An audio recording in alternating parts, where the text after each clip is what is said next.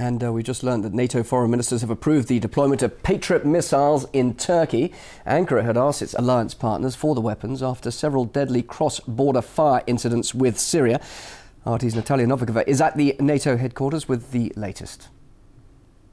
Russian Foreign Minister Sergei Lavrov says that Turkey is seriously overestimating threats coming from the Syrian border, that every time information appears in the media that Syria is relocating its chemical weapons and is ready to use them against rebels, Russia double checks that information and every time receives reassurances that this is not the case. And President Bashar al-Assad has said himself many times that he's not planning such a scenario for his country. Chemical weapons will not be used. However, Secretary General of NATO Rasmussen says that even if this is the case, even if Syria is not intending to use chemical weapons against its own people, still NATO has the right to protect its ally Turkey from any potential threats that could be coming from the Syrian border. Russian President Vladimir Putin visited Istanbul on Monday, where he said that once again Russia doesn't support Bashar al-Assad or his regime, but putting pressure on just one side of the conflict is not going to resolve it, and it's a biased solution. And sending Patriots to Turkey is going to do exactly that. It's going to put pressure on President Bashar al-Assad and not on the opposition groups in Syria. And what needs to be done really is all sides of the conflict should be put at the negotiation table and discuss the future of their country without international interferences. And inside Syria, state media reports that a rebel mortar attack on a school in the Damascus suburbs has killed 29 students and a teacher. It's the latest incident of collateral damage in the conflict that has allegedly claimed hundreds of lives in the past few days alone. The Syrian government maintains it's fighting terrorists armed and controlled from abroad. Well, let's get some reaction now from Asia Times correspondent Pepe Escobar, joining me live now from Sao Paulo there in Brazil. Well, can we expect condemnation from NATO nations for this latest alleged atrocity by the rebels? They're obviously very quick to condemn anything that they see and has been committed by Assad. No, there won't be any condemnation. It's a one-sided war, of course. Everything that the evil Bashar al-Assad government does, it's immediately condemned. Nothing coming from the opposition or the array of extremely dodgy groups that comprise the opposition. By the way, revamped as a new Syrian National Council by orders of Hillary Clinton in Doha 2 weeks ago. And now we have the new leader who never shows up anywhere, Al-Khatib. Al-Khatib is the former head leader of the Umayyad Mosque, imam of the Umayyad Mosque in Damascus.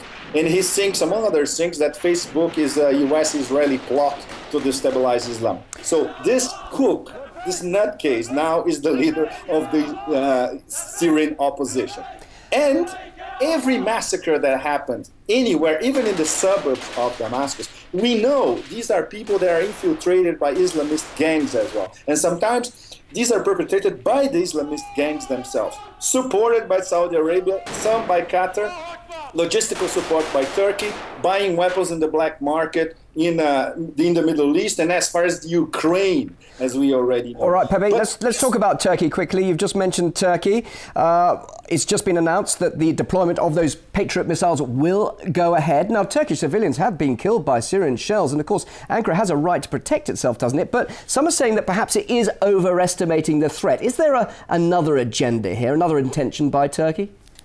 Of course there is. We have to analyze the Patriot missiles at the border with that latest hype by the usual unnamed US officials of chemical weapons being deployed by the Bashar al-Assad government. This is completely absurd.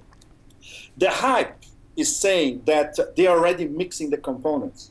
This is completely ridiculous. The components are mixed when you already have a weapon already loaded with these components which are kept separate. And then the chemical reaction itself happens inside the missile after it has been launched. So nobody's mixing anything at the moment. There may be What we may speculate, but with a certain degree of reason, is that they may be moving some of these chemical weapons so they won't be captured by some of these Islamist gangs, in fact. But you do wonder that saying Patriot missiles will be used with, of course, the observation that there is a threat of chemical weapons. But how effective would they be? Even Russia has said that the Patriot missiles are not exactly high-end technology. You already answered your question, in fact, because Patriot missiles, what are they going to do with Patriot missiles? Bomb the Syrian countryside, bomb the suburbs of Damascus, bomb Aleppo, which is already half destroyed because of these Islamist gangs. By the way, they destroyed the top mosque in Aleppo and 80% of the Aleppo bazaar. All right, so what is the reason then behind NATO's now confirmed... Sorry? Pure intimidation. Just like, yesterday when Obama said directly or indirectly to the Bashar al-Assad government, our red line is the chemical weapons, it's intimidation because they know that even a desperate Assad government would never use chemical weapons because the response would be overwhelming. Same thing deploying Patriot missiles at the border. It's intimidation to say, look, if we have a stray bullet crossing the border in the next few days, we're going to start bombing you. Intimidation and not deterrent, because NATO said, look, this would be used as a deterrent, and Russia is saying this would actually escalate the conflict now. Of course, it's true.